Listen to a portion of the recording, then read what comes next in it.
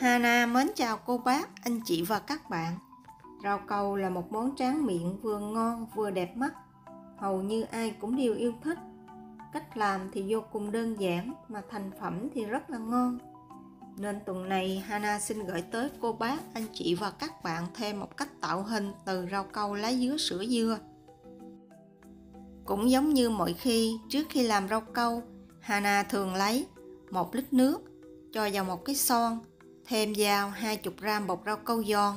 Nếu cô bác, anh chị và các bạn thích mềm dẻo một xíu, thì mình thay 5g bột rau câu giòn bằng 5g bột rau câu dẻo. Mình vừa khuấy, mình vừa cho rau câu thì rau câu sẽ không bị gión cục lại. Và để khoảng 30 phút cho rau câu nở, hạn chế bị ra nước. Sau 30 phút mình cũng bắt son rau câu lên bếp, khuấy trước khi bật lửa và để nắp lại nấu sôi. Thỉnh thoảng cô bác, anh chị và các bạn cũng nhớ dỡ nắp ra để tránh bị khét.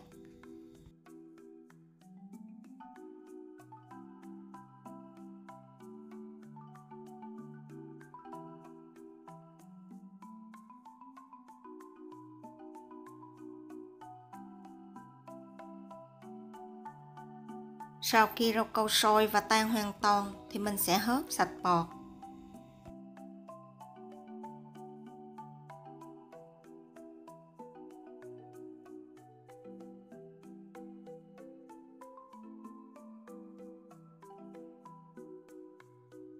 Thêm vào 160g đường cát, 1 muỗng canh nước vani, khuấy đều và nấu cho đường tan hoàn toàn.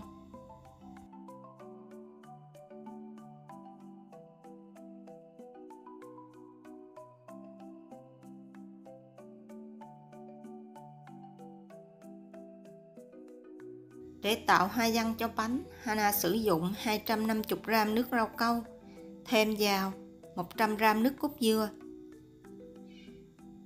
50g kem sữa tươi whipping và 50g sữa đặc có đường.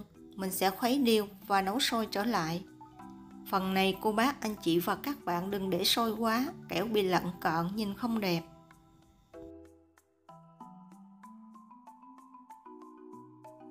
Sau đó mình sẽ đổ hết phần rau câu này vào hộp và để nguội, cho vào tủ lạnh khoảng 20 phút hoặc cho tới khi rau câu đông đặc lại hoàn toàn.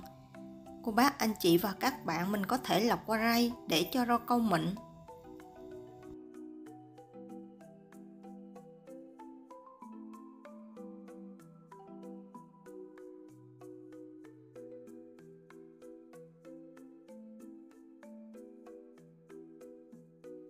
Sau khi rau câu đông đặc lại hoàn toàn thì mình sẽ bào nhẹ phần rau câu này thành những lát mỏng. Cô bác, anh chị và các bạn có thể sử dụng bất cứ loại bào nào mình có. Những gì Hana chia sẻ với cô bác, anh chị và các bạn là tất cả những gì Hana biết và Hana chia sẻ rất thật lòng. Hy vọng cô bác, anh chị và các bạn có thêm những món ăn hoặc là ý tưởng cho bữa ăn trong gia đình. Nếu cô bác, anh chị và các bạn không thích, mình có thể bỏ qua. Nếu thích thì mình ủng hộ Hana. Hana cảm ơn. Nếu cô bác, anh chị và các bạn không thích nghe tiếng, mình có thể tắt tiếng vì Hana có để phần tiếng Việt kế bên. Mình nhìn cũng có thể làm theo được. Không ai hoàn hảo 100%, nên Hana cũng có thể có rất là nhiều thiếu sót. Và Hana cũng xin nói, Hana không bao giờ đôi co trên mạng xã hội. Vì Hana rất sợ sự nhân quả, nên nếu cô bác, anh chị và các bạn buông lời khó nghe, Hana xin được phép bỏ qua. Phần nước rau câu còn lại mình sẽ đun sôi trở lại, sau đó tắt bếp. Nếu có bọt thì cô bác, anh chị và các bạn mình nhớ hớt cho thật là sạch bọt.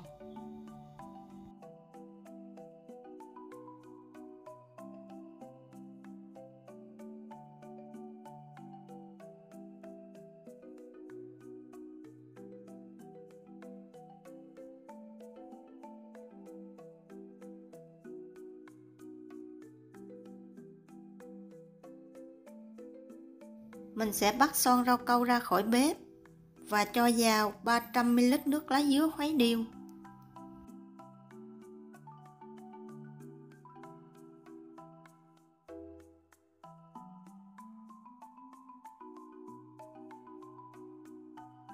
cho hết phần rau câu dừa bào lúc nãy vào. Mình sẽ trộn đều và đổ ra khuôn.